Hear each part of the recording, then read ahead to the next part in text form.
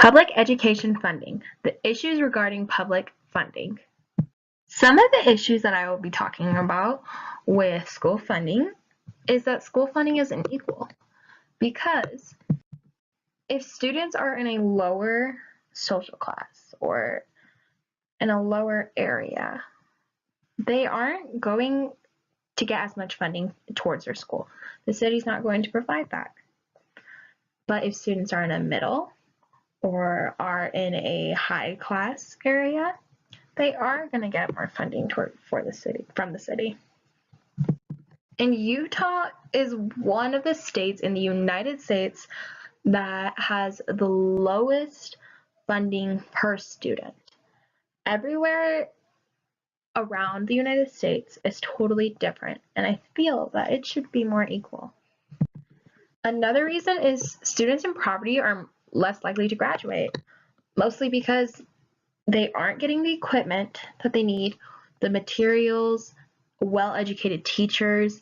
They also, since they are in poverty, they are going to need money. They are going to have to possibly support their family, which will eventually need them to have a job. They have a job, they focus less on graduation. My last reason is that cutting costs decreases employment, and it also slows down the economy. It decreases employment because the cities aren't providing as much money, so you need less teachers because you can't pay all them all. So with less teachers means bigger classes. With bigger classes, that means that the students aren't going to get that one-on-one time that they need with their teacher. And my audience is Mark Pearson. He works for the Utah State Board of Education, and he works with public relations. I chose him because since he works with public relations, it's a good thing so he could help the public. We need help to get more school funding towards the schools. We just overall need more school funding. So I thought he was a great audience. According to 10 Major Challenges Facing Public Schools by Grace Chen, she stated that school funding is very unequal in different school and social classes and is not fair. She also stated that 22% of children are in poverty and are even lower than the normal poverty level. Students that are in poverty more likely are not going to graduate or for their schooling. It's not the school's fault, though, on how students are getting their education. It's how much funds the schools are receiving. Schools aren't getting the funds to get the technology that is required for some classes, or even technology that is up to date. With better material and technology that some of the lower funded schools don't have, it will be good for the students to have them, to get more knowledge and have more resources. For example, they could use technology to make an essay, a school project. They could use it for really anything. Our country is kind of depending on the quality of education that we provide for our future. Budget cuts have created huge problems for most public schools in recent years. Less funding means smaller staffs, fewer resources, and a lower number of services for students. That was stated by Grace Chen, or I'm not sure, but that was stated by her, and I completely agree with it. Like I stated in the slide before, if you have less staff, it's going to be harder for your students, and it will bring down their grades because they're not getting that one-on-one education that is very helpful for lots of students. And how unequal funding is, this next quote stated by Bruce and David, they say in it, in 1998, for example, the state with the highest average level of public school funding, adjusted for differences in cost of living, was New Jersey, with an annual funding rate of $8,801 per student. Whereas the state with the lowest average level was Utah, with a yearly rate of $3,804 per student.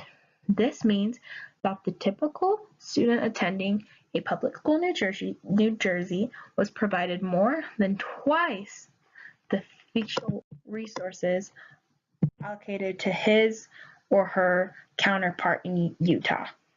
And I thought that was very interesting, mostly because even though it was in 1998, it's still crazy to think that Utah was the lowest funding average in the United States. I think that is a crazy fact, and it shows how unequal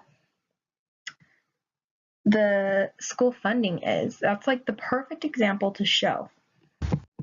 Another good fact that I found was school districts began cutting teachers and other employees in mid-2008 when the first round of budget cuts took effort. Federal employment data show.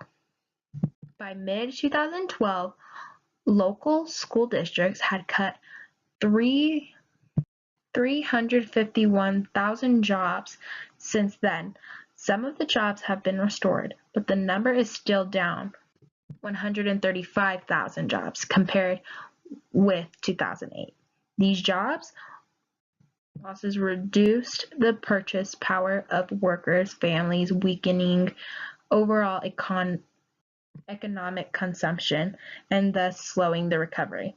And that was stated by Michael Lynch, Kathleen Matterson, and Eric Figueroa.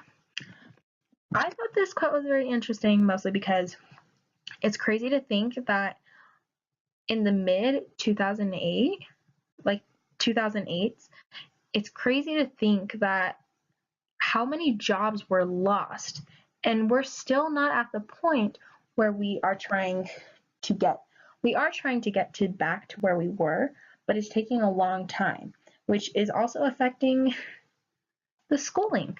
It's affecting schooling because less teachers means less one-on-one for students, which means a bigger class. These cuts are what made the economy slower and decreased employment. It's not only affected that, but it affected the education system for what I just said. My claim, because I haven't stated it yet, but my claim pretty much, if you haven't noticed, it's about that students aren't getting the equal and well-funded education that others may be getting, and it's not fair for these students. The school funding is lacking and not getting the attention that is needed. And with better funding, more students can have a more equal education, especially students that are in lower income areas. But this is my counterclaim. My counterclaim I got from Jack Schneider. And he stated that no matter what social class that you were in, the funding of schools is relatively equal. And I mean, that's what he thinks, but he also stated that giving more money towards the schools won't change anything to have equal education outcomes. It would need a lot more than just school funding. For example, you would need support and motivation from your community and your parents to have a good educational outcome. And throughout the article, he explains that when children hear about college at a young age, or they hear the experiences that their mother or father had, they are more likely to want to attend college and have those experiences as well. So those students will push harder to get to that point. The thing that I find about this, even though he had stated this to have an argument towards that school funding is relatively equal, the thing is that if you are in a poverty family, it's less likely for your parents to have attended a school. So you don't have those experiences. And the quote on the screen I thought was also a great counterclaim that he had stated. And